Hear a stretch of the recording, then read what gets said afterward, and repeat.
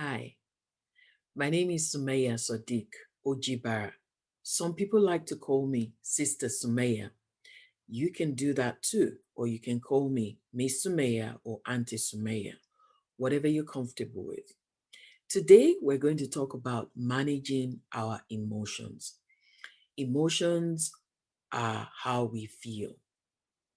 The difference is that our feelings, we experience them inside, and our emotions, we experience them on the outside. So if I'm feeling sad, I might cry. So crying becomes the emotion that is seen outside of me.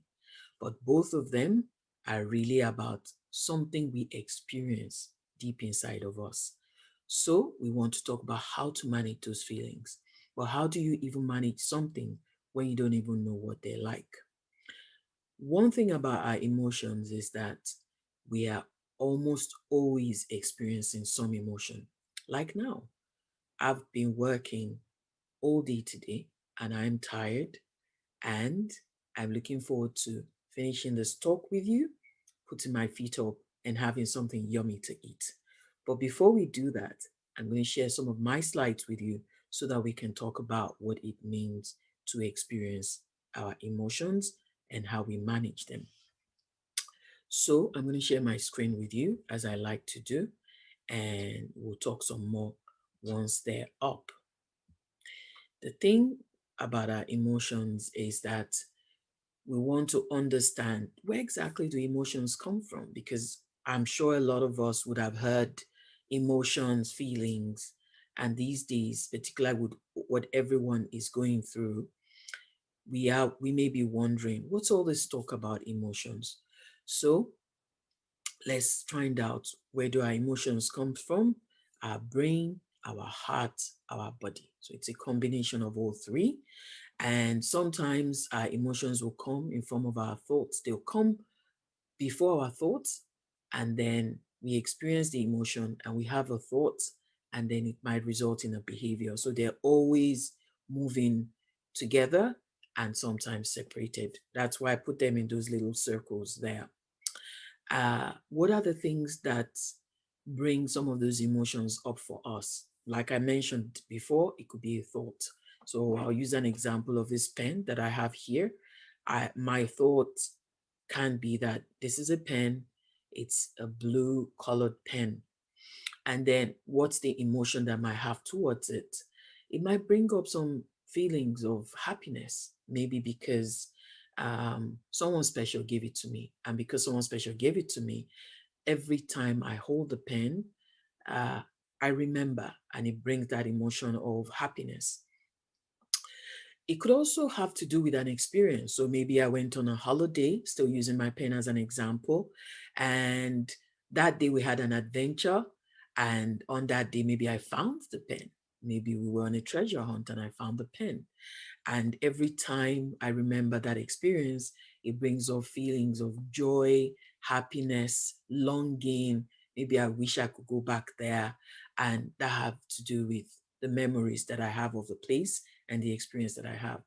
Sometimes our emotions come from our beliefs, things that sometimes they don't really make sense, but we believe them. For example, if I think that this pen is going to grow into a giant and come to me when I'm asleep.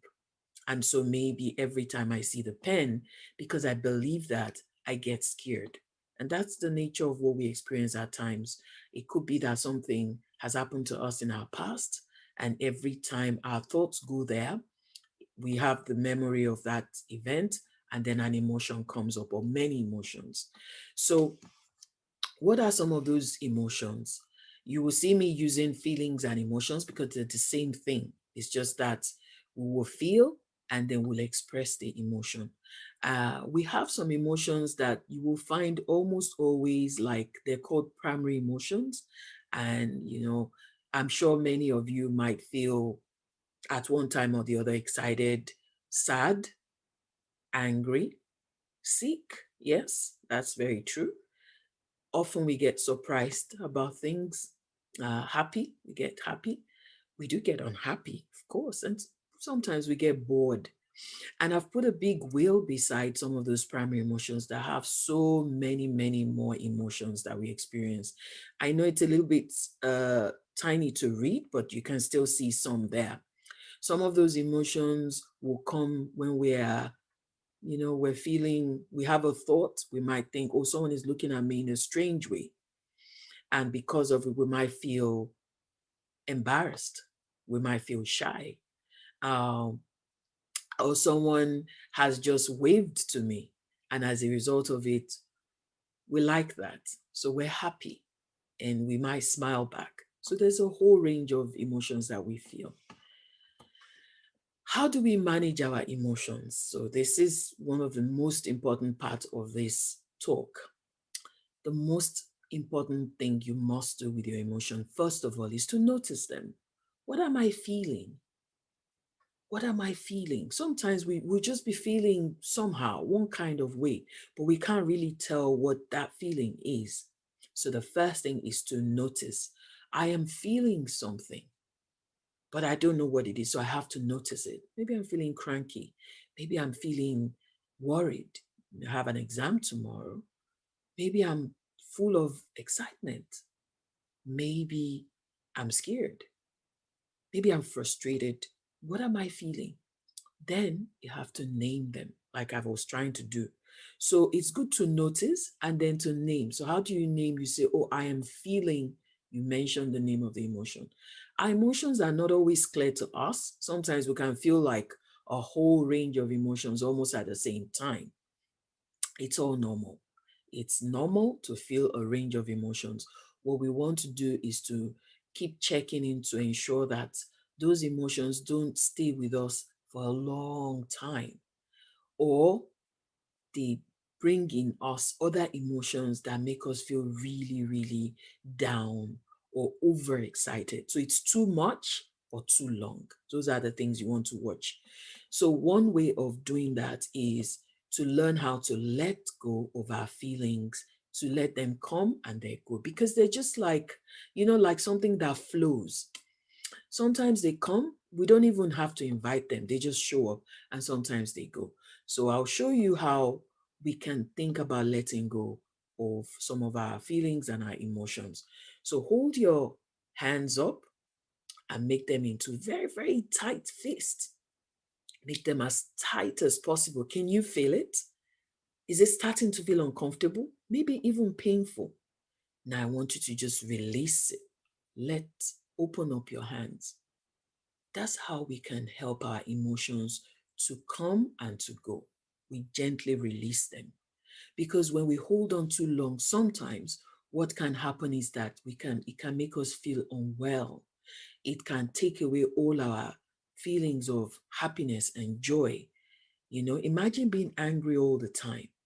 That's a lot of energy. That means that you can't be happy about a whole lot of other things. So you have to gently help yourself to let go. Because some things, it's really because of the thoughts that we have. Once we start changing our thoughts, it helps us to let go. And they can feel like guests, so sometimes they will come and they will go. Then, one way of also helping us to manage our emotions is what I like to call adjusting the dial. If you can imagine, maybe your TV, I know we use the remote control these days, but maybe the oven, maybe something that has a dial on it. The way dial works is that you turn it up or you turn it down. So once we know how to notice our emotions, we know how to name them. Sometimes we're able to let them go. Able to let them come and go, but some won't just go. They won't leave us alone. They will just stay with us. They don't want to go. So what we want to learn is how to dial them so that they don't take over everything. So that, it's not too high, because if it's too high, it might harm us. It might affect the people that are around us. It might make us just unhappy because it's too high. And if it's too low, then maybe you're just not interested in doing anything. You're just not happy. So you want to try and learn to get a dial that helps you to still feel those emotions, because they're natural and they're part of us, but they don't take over. So you learn to turn the dial. So I want you to practice this, because it's something that really helps us.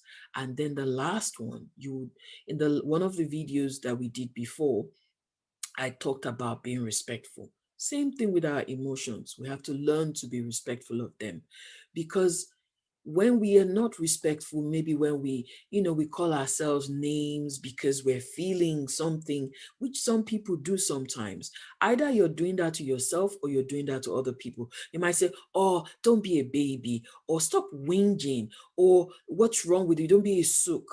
But those emotions are very, very important, and they're part of you. They're part of all of us.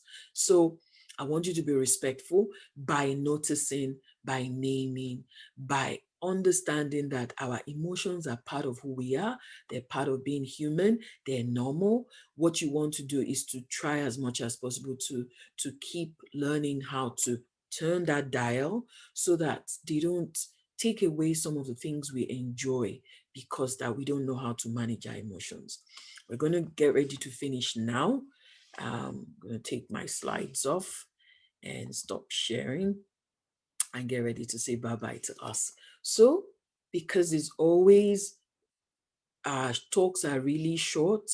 I hope that they're very, very important things that you've gotten from it and that you're going to start practicing. The other thing that can be very helpful is when you start to notice and you start to name, sometimes it can feel a little bit, I'm not really sure. That's quite okay too.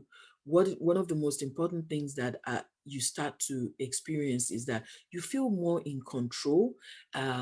You are able to manage how you feel, and you will start to see how that is helping you, maybe with your friendships, maybe with your parents, maybe even in your work. Because if you're not learning how to dial, and if you're not learning how to let go, let them come and go, you might find yourself just always with one or two emotions, and there's so many, many more that we're blessed to have. All right, we're going to finish up now. I look forward to seeing you